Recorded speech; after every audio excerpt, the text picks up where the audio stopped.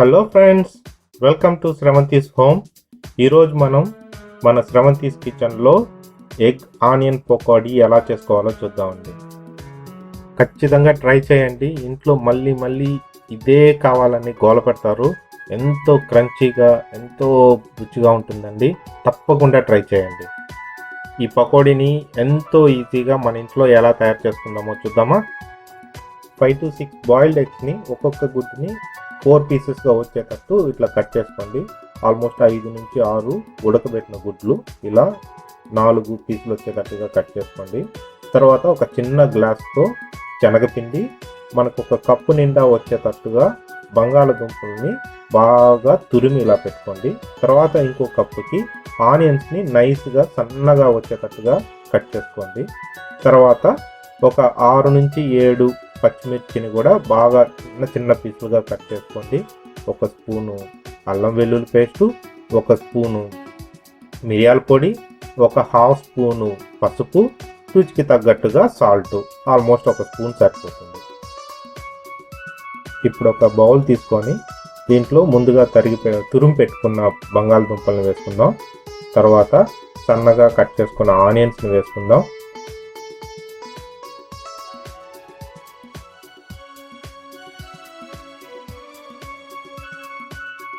ఒక స్పూన్ అల్లం వెల్లుల్లి పేస్ట్, హాఫ్ స్పూన్ మిరియాల పొడి, హాఫ్ చిటికెడు పసుపు, పచ్చిమిర్చి పెద్దగానైతే 3-4 తీసుకోండి.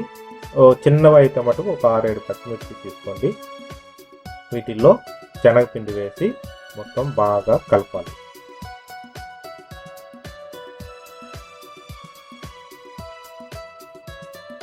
నీళ్ళు అస్సలు అవసరం లేదండి, ఎందుకంటే పుల్లగడ్డలు బంగాళదుంపల్లో కూడా కొంచెం చెమ్ము ఉంటుంది, అది సరిపోతుంది. చూసారా, ఇట్లా కలుపుకున్న తర్వాత ఇప్పుడు మనం ఎగ్ని కట్ చేసి పెట్టుకున్నాం కదా, దానికి ఇది కోటింగ్ లాగా, బ్రెడ్డింగ్ లాగా వేసుకుందాం.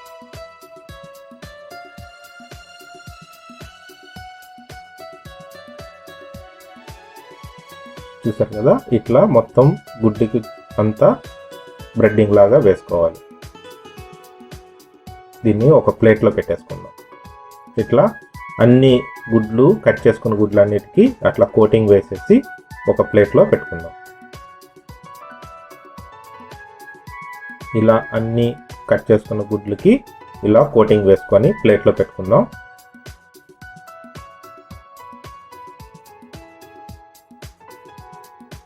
ఇప్పుడు వెడల్పు ప్యాన్లో ఆయిల్ బాగా వేడి చేసుకోండి. ఆయిల్ మనకి ఆ బాల్స్ చేసుకున్నాం కదా, అవి హాఫ్ మునిగేటట్టు, సగం వరకు మునిగేటట్టు వేసుకోండి. నాన్ స్టిక్ ప్యాన్ కానీ వాడామంటే కింద పట్టుకుంటుందనే భయం ఉండదు. మీరు నార్మల్ ప్యాన్లో కూడా జాగ్రత్తగా కింద మాడకుండా దీన్ని వేసుకోవచ్చు.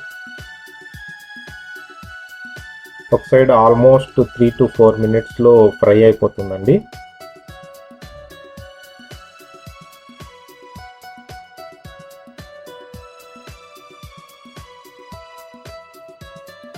ఇప్పుడు జాగ్రత్తగా వాటిని రెండో సైడ్ తిప్పుకొని ఫ్రై చేసుకుందాం.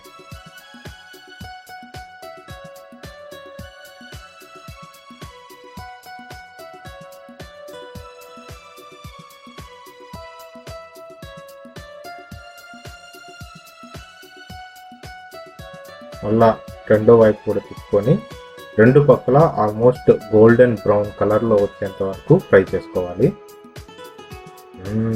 చూసారు కదా, ఆల్రెడీ కొన్ని ఒకవైపు ఫ్రై అయిపోయాయి. ఇలానే మనకి రెండు పక్కల ఈ కలర్ వచ్చేంత వరకు ఫ్రై చేసుకుందాం.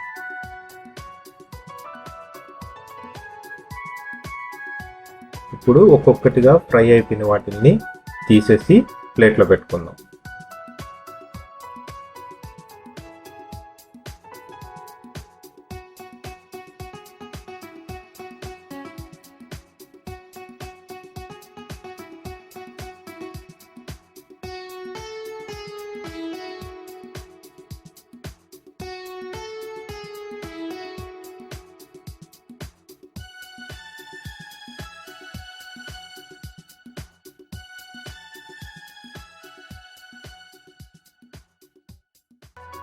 వావ్, చూసారు కదా, ఎంతో క్రంచీగా ఉండే మన ఎగ్ ఆనియన్ పకోడా రెడీ అయిపోయిందండి.